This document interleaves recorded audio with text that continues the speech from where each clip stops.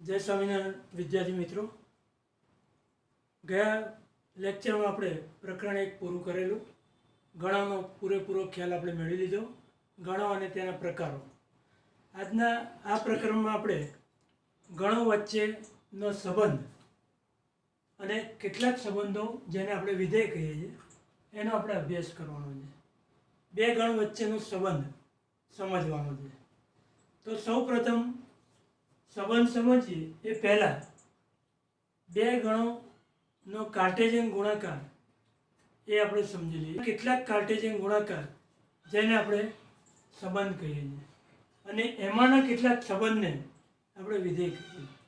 એટલે આ પ્રકરણમાં સંબંધ અને વિધેયની આપણે ચર્ચા કરવી છે। પણ સૌ પ્રથમ બે ગણોનો કાર્ટેશિયન ગુણાકાર કોને કહેવાય એ આપણે સમજ મેળવીએ। તો બે ગણોનો કાર્ટેશિયન ગુણાકાર, બે ગણોનો કાર્ટેશિયન ગુણાકાર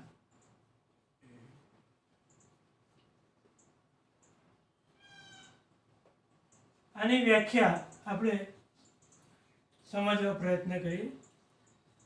બે ગણોનો કાર્ટેશિયન ગુણાકાર કોને કહીશું આપણે?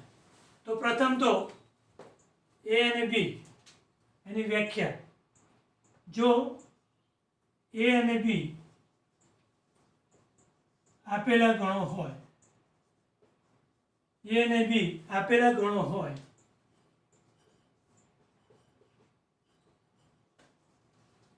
તો આપેલા ગણો હોય તો એ તથા બી ના કાર્ટેશિયન ગુણાકારને કાર્ટેશિયન ગુણાકાર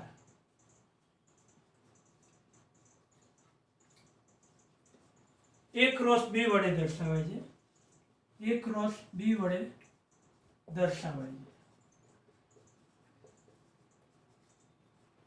બે ગણોનો ગુણાકાર કાર્ટેશિયન ગુણાકાર જેને આપણે એ ક્રોસ બી વડે દર્શાવાય છે, જે નીચે મુજબ વ્યાખ્યાયિત છે।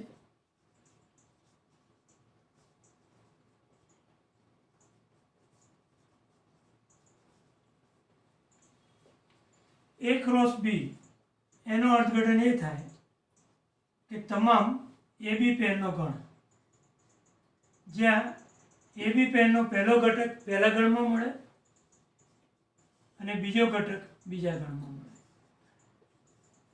મિત્રો, અહીંયા ઘટકોનો ગુણાકાર નથી કરવાનો, પણ બંને ગણના ઘટકો લઈ ક્રમિક જોડો બનાવવાની છે અને એ બધી જ ક્રમિક જોડનો ગણ જેને આપણે એ ક્રોસ બી કહેવામાં આવે છે। તો અહીંયા એનું એક ઉદાહરણ આપણે સમજીએ। દાખલા તરીકે એમાં 3 ઘટક આપેલા છે એ બી સી અને ગણ બીમાં 2 ઘટક આપેલા છે એક્સ વાય અને આપણે એ ક્રોસ બી મેળવવો છે। તો એ ક્રોસ બી કઈ રીતે મેળવી શકાશે? તો પહેલો ઘટક લઈ બીજા ગણના ઘટકો સાથે ક્રમિક જોડ બનાવો, એટલે કે એક્સ એ વાય, ત્યાર પછી બીજો ઘટક લો બી x B Y C x અને સી વાય। આ રીતે ક્રમિક જોડો બનાવવાની છે, પણ ઘટકોનો ગુણાકાર કરવાનો નથી। આપણે ભલે કાર્ટેશિયન ગુણાકાર લખીએ છીએ, ગુણાકારની નિશાની લખીએ છીએ, પણ આવી ક્રમિક જોડો બનાવવાની છે। એટલે એ ક્રોસ બી આપણે આ રીતે મેળવી શકાય। હવે આ એ ક્રોસ બીના કેટલાક ગુણધર્મો છે એ આપણે અહીંયા સમજીએ।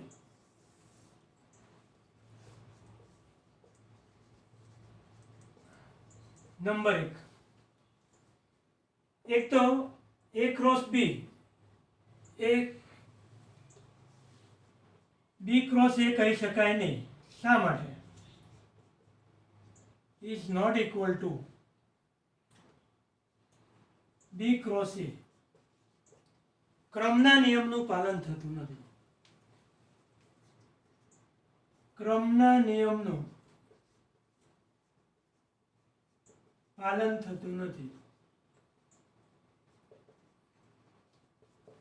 શા માટે?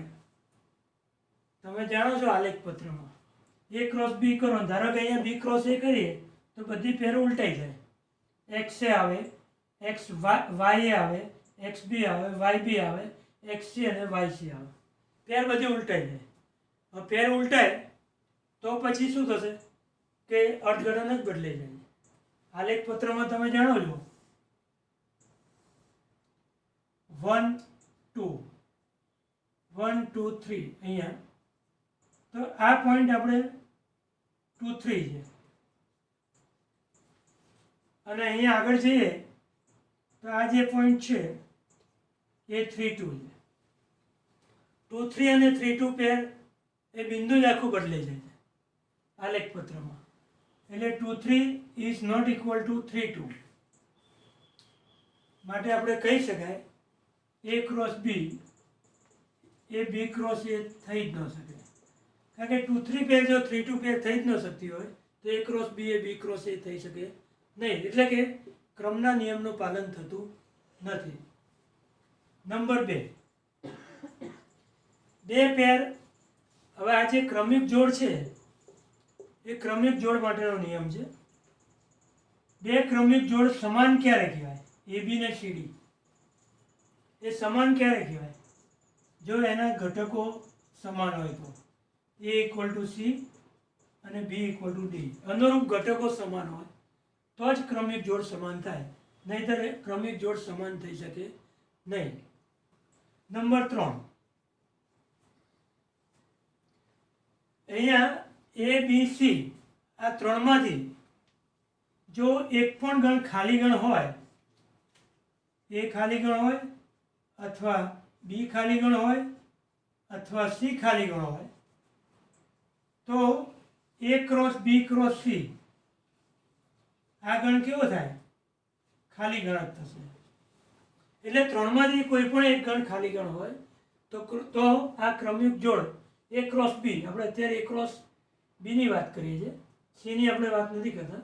એ ક્રોસ બી બેમાંથી એક ખાલી ગણ હોય તો એ ક્રોસ બી શું થશે? ખાલી ગણ જ થાય. એ અને બી બેમાંથી કોઈ પણ એક ગણ ખાલી ગણ હોય તો એ ક્રોસ બી ખાલી ગણ જ થાય. ત્યાર પછી ચોથો ગુણધર્મ, જો એબીસી માંથી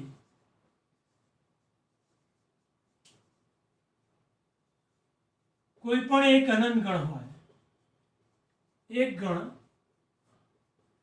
કોઈ પણ એક ગણ અનંત ગણ હોય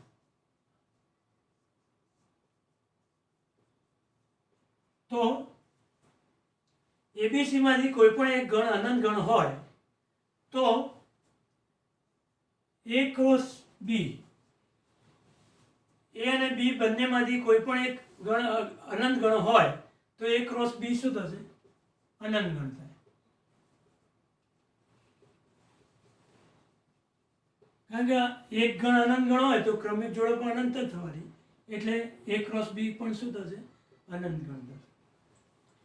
નંબર 5 n ઓફ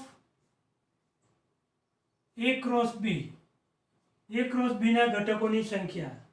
તમે જો એના 3 ઘટક છે, બી ના 2 ઘટક છે, તો એ ક્રોસ બી ના કેટલા ઘટક થયા? 6. એટલે ગુણાકાર જેટલો થાય. તો અહીંયા n of A cross B બરાબર શું લખાશે આપણે? n of A into n of B. આવું આપણે લખી શકીએ. અહીંયા જો આના 6 ઘટકો છે, આના 3 અને આના 2, એટલે 3 ગુણ્યા 2 એટલે 6 ઘટકો થાય. નંબર 6 એ ક્રોસ એ ને એ સ્ક્વેર વડે દર્શાવી શકાય. એ સ્ક્વેર વડે દર્શાવે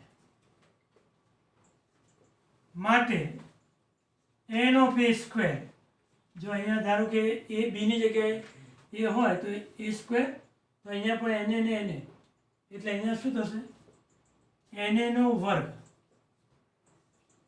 n નો વર્ગ. આના ઉપરથી સમજી શકાય. બીની જગ્યાએ તમે એ મૂકો એટલે એ ક્રોસ એ થાય, એટલે એ સ્ક્વેર કહેવાય. અને અહીંયા બીની જગ્યાએ એ મૂકો એટલે n એટલે n નો વર્ગ મળે. એટલે આ એક બાબત પણ આપણે અહીંયા સમજી શકાય છે કે એ ક્રોસ એને આપણે સ્ક્વેર વડે દર્શાવાય અને એન એ સ્ક્વેર એટલે એન એનો વર્ગ. તો આ આપણે બે ગણોનો કાર્ટેશિયન ગુણાકાર અને એના ગુણધર્મોની આપણે વાત કરી. હવે ત્રણ ગણોનો કાર્ટેશિયન ગુણાકારની આપણે વાત કરીએ. ત્રણ ગણોનો કાર્ટેશિયન ગુણાકાર કોને કહીશું આપણે? તો એની આપણે વ્યાખ્યા પહેલા સમજીએ.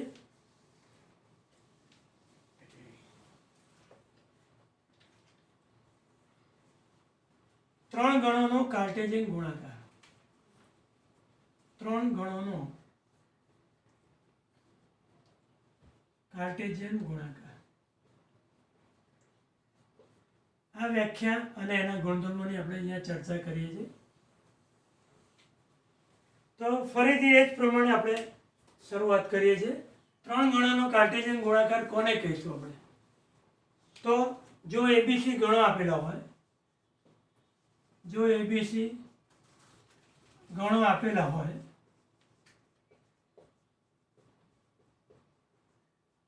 તો A cross B cross C એટલે એબીસી પેર અહીંયા ત્રણ ઘટકોની પેર બને છે. એટલે અહીંયા A બિલોંગ્સ ટુ A થશે, B બિલોંગ્સ ટુ B થશે અને C બિલોંગ્સ ટુ C. આ એબીસીને આપણે ત્રિપુટી કહેવામાં આવે છે. એટલે આનો ઘટક કહી શકાય. એટલે એબીસી ત્રણ ઘટકોની ક્રમિક જોડ બને છે. A belongs to A, B belongs to B, C belongs to A. પહેલો ઘટક પહેલા ગણમાંથી લેવાનો, બીજો ઘટક બીજા ગણમાંથી અને ત્રીજો ઘટક ત્રીજા ગણમાંથી લેવાનો છે. આ પ્રમાણે વ્યાખ્યાયિત થાય. એક ઉદાહરણ આપણે સમજીએ. દાખલા તરીકે એ બરાબર હમણાં જે ઉદાહરણ સમજીએ એ જ ઉદાહરણ થોડું આપણે આગળ વધારીએ. બી બરાબર XY અને ગણ સીમાં બીજા બે ઘટક આપણે લઈએ PQ. તો A cross B cross C, A cross B cross C એટલે દરેકનો પહેલો ઘટક લઈએ, પછી બીજો ઘટક લઈએ. એટલે તમે જોઈ શકો છો અહીંયા AXP, પહેલા AXP, પછી AXQ, AXQ. હવે બીજા ગણનો ઘટક બદલીએ આપણે. AYP, AYQ. ત્યાર પછી પહેલા ગણનો ઘટક બદલીએ આપણે. જે એ ઘટક લઈને ચાર પેર બની આપણી જોડે, ચાર ઘટકો મળે છે. હવે બી લઈએ આપણે. BXP, BXQ, BYP, BYQ. અને એ જ રીતે બી ની બદલે સી મૂકીએ. CXP, CXQ, CYP અને CYQ. તો અહીંયા પણ એ જ પ્રમાણે તમે જુઓ. અને એની સાથે X લીધા, એની સાથે P ને Q લીધા. પછી એ જ રીતે જો અહીંયા ત્રણ ઘટક થયા, અહીંયા બે ઘટક થયા અને અહીંયા બે. એટલે કેટલા થશે? 3 ગુણ્યા 2 ગુણ્યા 2 એટલે 12 ઘટકો થશે આપણને. અને એ 12 ઘટકો આ પ્રમાણે પ્રાપ્ત થાય. A cross B cross C 12 ઘટકો આપણને પ્રાપ્ત થાય છે. હવે આના પણ કેટલાક ગુણધર્મો છે, એની આપણે વાત કરીએ. તો આગળ વાત કરી એ પ્રમાણે છે.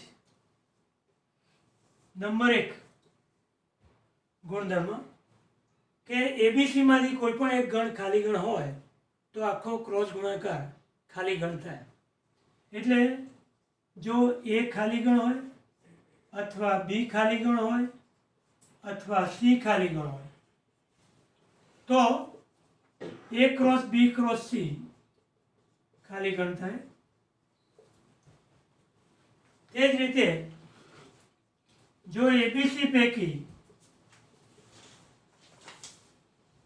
કોઈ એક ગણ અનંત ગણ હોય, કોઈ એક ગણ અનંત ગણ હોય તો તમે ક્રમિક જોડો અસંખ્ય મળે, એટલે A cross B cross C પણ અનંત ગણ થશે.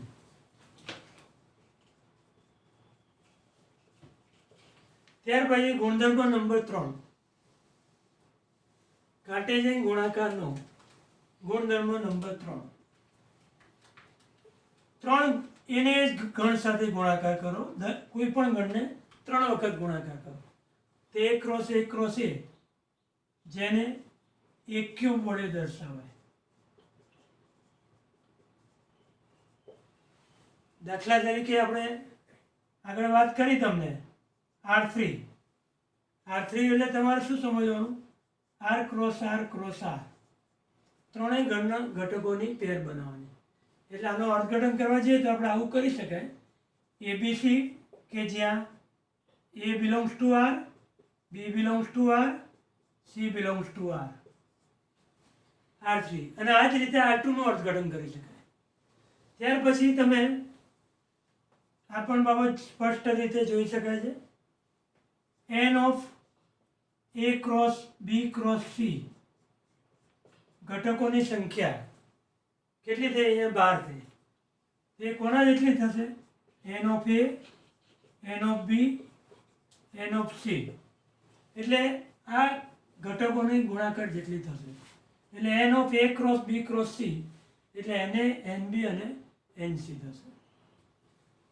અહીંયા તમે જો ABC સરખા હોય ધારો કે, તો અહીંયા આપણે શું લખીએ? A ક્યુબ લખીએ.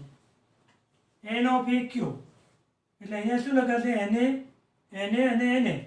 B ને C જગ્યાએ જો A જ હોય તો A ક્રોસ A એટલે A ક્યુબ. અહીંયા NA અને NA એટલે અહીંયા આવશે NA નો ક્યુબ. એટલે આ પણ આપણે યાદ રાખી શકાય. એટલે એના કાર્ટેશિયન ગુણાકારના આ જે ગુણધર્મો છે એ ખૂબ જ સરળતાથી આપણે અહીંયા સમજી શકીએ છીએ. મહત્ત્વની બાબત એ છે કે 2 ગણોનો કાર્ટેશિયન ગુણાકાર તમને આવડવો જોઈએ અને એ જ રીતે 3 ગણોનો કાર્ટેશિયન ગુણાકાર તમને આવડવો જોઈએ.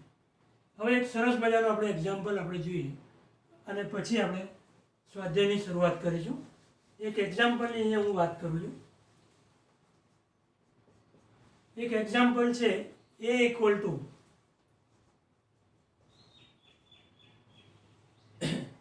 1 2 3 અથવા તો ABC લઈએ. B ઇક્વલ ટુ BC અને C ઇક્વલ ટુ CDE. તો A ક્રોસ B છેદ C શોધો. A ક્રોસ B છેદ C આપણે મેળવવાનું છે. અને A ક્રોસ B પણ જોઈશું આપણે અને A ક્રોસ તેમજ A ક્રોસ B છેદ A ક્રોસ C મેળવો. આ એક્ઝામ્પલ આપણે આપેલો છે. આપણે બંને પરિણામ મેળવીએ. તો સૌ પ્રથમ પહેલા A ક્રોસ B છેદ C મેળવવું છે તો આપણે B છેદ C મેળવીએ. એટલે અહીંયા આપણે લખીએ A ક્રોસ B છેદ C. તો A એટલે ABC ગણાવશે ક્રોસ B છેદ C. B અને C માં કોમન ઘટકો કેટલા છે? તો ફક્ત એક જ ઘટક આવે છે C. બરાબર. એટલે આપણે અહીંયા શું લખી શકીશું? C ઘટક અહીંયા લખી દઈએ છીએ કોમન. જો અહીંયા તમે D ઘટક રાખો કોમન તો પણ ચાલી શકે છે. તો અહીંયા તમારી જો છેદગણમાં D ઘટક આવશે. બંનેમાં કોમન ઘટક કયો છે? D. તો અહીંયા આપણે છેદગણમાં લખીએ D ઘટક. એટલે હવે અહીંયા ક્રોસ ગુણાકાર કરો. ક્રોસ ગુણાકાર કરીએ તો આપણને કયો ઘટક મળે? ED, BD અને CD મળે. B છેદ C આપણે મેળવી લીધું. B છેદ C માં એક જ ઘટક છે D. D કોમન ઘટક છે એટલે આપણે અહીંયા D લખીએ. એટલે આ આપણને પરિણામ મળ્યું. હવે આપણે આ બીજું પરિણામ મેળવીએ. તો પહેલાં આપણે A ક્રોસ B લઈએ, A ક્રોસ C લઈએ અને એનો છેદગણ લઈએ. તો શું થશે અહીંયા? A cross B. તો આપણે જો પેર મળશે ABC ક્રોસ BD. તો કેટલી પેર બનશે આપણી જોડે? AB, AD, BC, BD, પછી CB અને CD. આ આપણને A ક્રોસ B મળે. ત્યાર પછી A cross C. A cross C.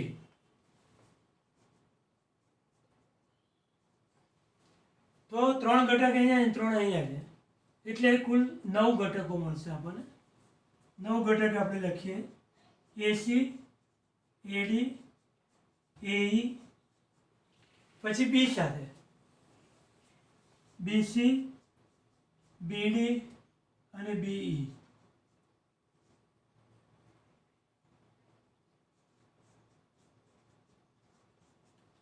ત્યાર પછી C સાથે તો C, CD અને CE.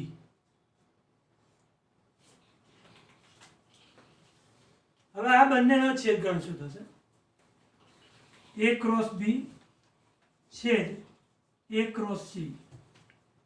તો કેટલા ઘટક કોમન આવે છે બંનેમાં? તો તમે જોઈ શકો છો કે આ બંને ઘટકમાં એક AD ઘટક કોમન આવે છે. ત્યાર પછી તમે જોઈ શકો છો BD ઘટક કોમન છે અને બંનેમાં CD ઘટક કોમન છે. બીજા કોઈ ઘટક કોમન આવતા નથી. એટલે આનો છેદગણ શું થશે? AB, AD થશે પહેલો ઘટક કોમન, ત્યાર પછી BD ઘટક અને ત્યાર પછી કોમન ઘટક આપણે લખીએ બંનેના CD ઘટક. એટલે આ બંને પરિણામો તમે જુઓ, બંને પરિણામો સરખા આવે છે. એટલે સમાન પરિણામ આવે છે એટલે આપણે અહીંયા કહી શકીએ કે આ બંને ગણ સમાન છે. તો આજે આપણે આટલું રાખીએ છીએ, આટલું સ્વાધ્યાય.